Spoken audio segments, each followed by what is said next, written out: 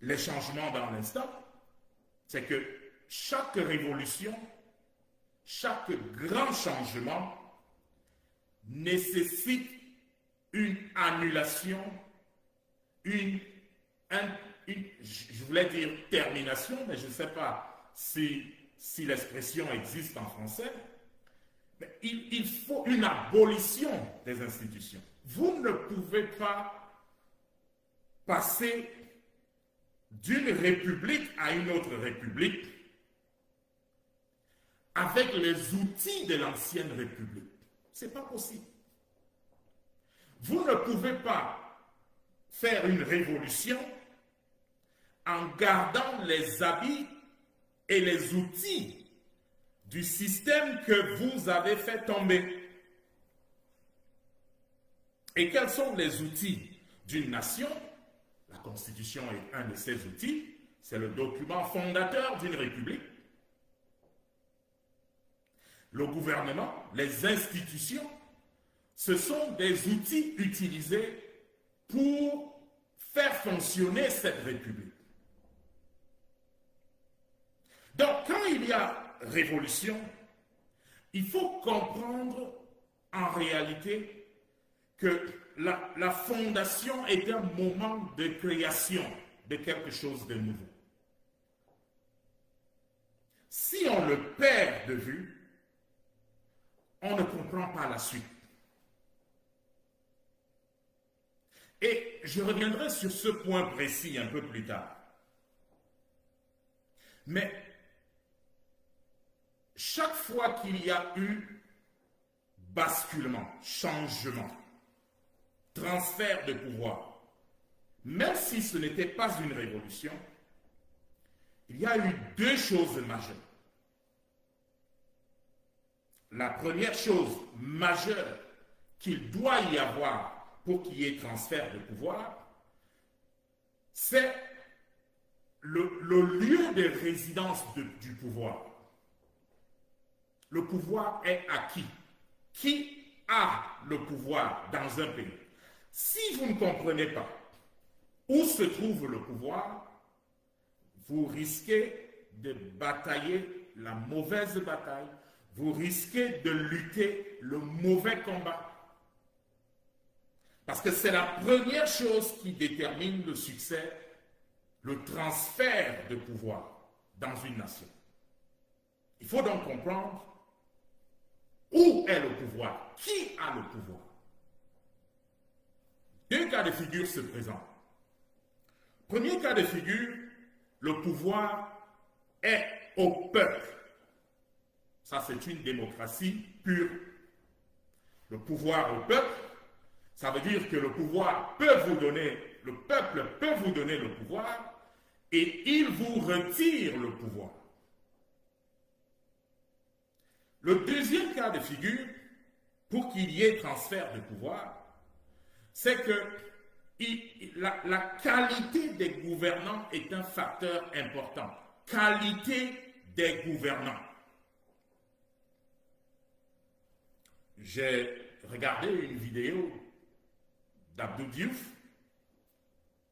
lorsqu'il transfère le pouvoir, en tout cas il parle dans cette vidéo de comment le transfert du pouvoir s'est fait de lui à son successeur, Abdoulaye Wade. Et lorsque Abdou Diouf raconte la scène, il n'a pas eu besoin qu'on l'appelle, qu'on arrive à le convaincre, il n'a pas eu besoin de ça. Abdou Diouf dit que à la sortie des élections, il a pris son téléphone, appelé ses collaborateurs, demandé quelles sont les tendances. Les collaborateurs lui disent « c'est mauvais. Monsieur Wade est en train de tout gagner. Nous pensons même qu'il va gagner. » Et avant que ses collaborateurs lui aient fait d'autres suggestions, parce qu'ils étaient prêts à lui dire « mais on peut changer cela ». Donc, malgré le fait que certains de ses collaborateurs avaient l'intention de changer cela, M. Abdou Diouf a dit non, ce n'est pas nécessaire. Il a raccroché. La prochaine personne qu'il a appelée, c'était M. Ouad, pour lui dire, bon voilà, j'ai le retour, que vous avez gagné, et bon, je te félicite pour ta victoire. La qualité des hommes qui dirigent. Donc, deux facteurs principaux peuvent faciliter le transfert de pouvoir.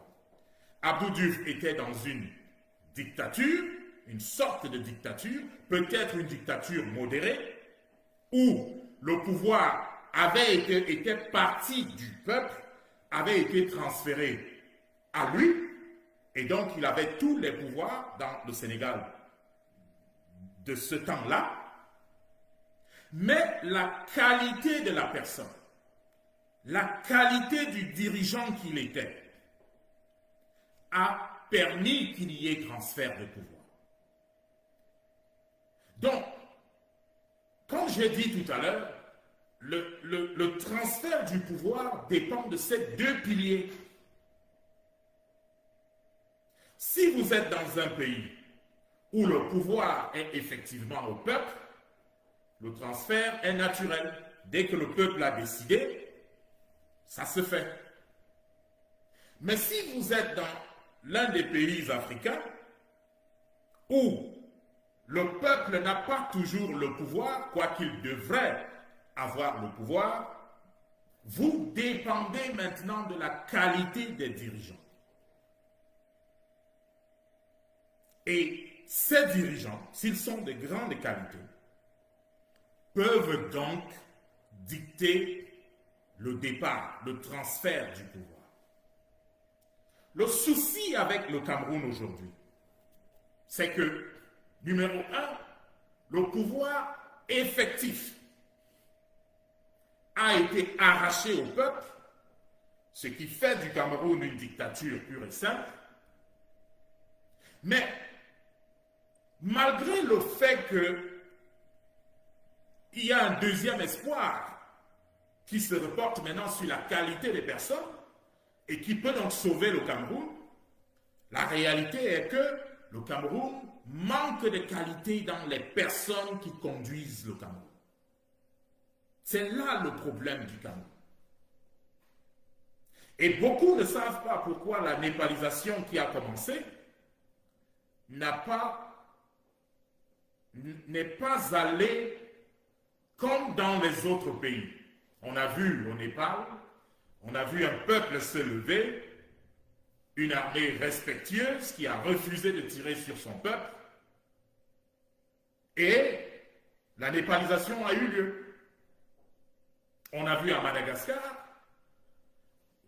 mis à part un petit mouvement des personnes zélées ici et là, mais le peuple de Madagascar, le peuple malgache, a eu gain de cause parce que le leader de ce pays, à un moment donné, a pris une décision. C'est que, qu'est-ce que je vais faire? Est-ce que je tue mon peuple ou alors je ne le fais pas? Ce sont des choses dont le Cameroun ne bénéficie pas. Parce que le Cameroun ne bénéficie pas d'une qualité de leader, une meilleure qualité de leader. Parce qu'au Cameroun, M. Biya et son gang, d'ailleurs M. Atangandji vous l'a dit, c'est que vous essayez, il tire sur vous. Vous essayez, il vous tue. Et on l'a bien vu. Officiellement, on est en train de parler d'une trentaine de morts, mais la réalité est qu'il y en a plus de 200. S'il faut ajouter les enlèvements, les corps qui sont transférés en pleine nuit pour des fosses, s'il faut ajouter tout cela, il y a plus de 200 morts au Cameroun déjà. Pourquoi? La qualité des dirigeants camerounais. Ce ne sont pas des personnes raisonnables. Ce ne sont pas des personnes qui pensent qu'il faut se mettre à la place d'un peuple. Ce ne sont pas des personnes avec lesquelles vous pouvez raisonner. Vous ne pouvez rien leur dire. C'est important de comprendre ça pour la suite de ce que nous allons dérouler. C'est important de comprendre qu'il n'y a pas au Cameroun un leadership raisonnable. Ils ne sont pas raisonnables. Prenez le président de la République. Prenons cet exemple. Le Cameroun est dirigé par un monsieur qui a 93 ans. Monsieur Biya a été ministre au Cameroun pendant 13 ans. Il a été premier ministre au Cameroun pendant 7 ans. Il a été président de la République du Cameroun pendant 43 ans. Si vous mettez tous ces temps ensemble, ça fait 63 ans qu'un monsieur est soit ministre, soit premier ministre, soit président. 63 ans. Est-ce que quelqu'un de raisonnable qui a 93 ans et qui vient de passer 63 ans à la tête d'un État, soit comme ministre, soit comme premier ministre, soit comme président de la République, est-ce qu'une telle personne qui pense à avoir un autre 7 ans, est-ce que ça vous ressemble à quelqu'un qui est raisonnable? Il n'est pas raisonnable. Il y a un dysfonctionnement dans sa tête qui fait qu'il pense que le Cameroun, c'est lui. Il y a un dysfonctionnement dans sa tête qui fait qu'il ne voit le Cameroun et les Camerounais qu'en termes de lui. Ce n'est que lui qui peut. Ce n'est que lui qui peut être là.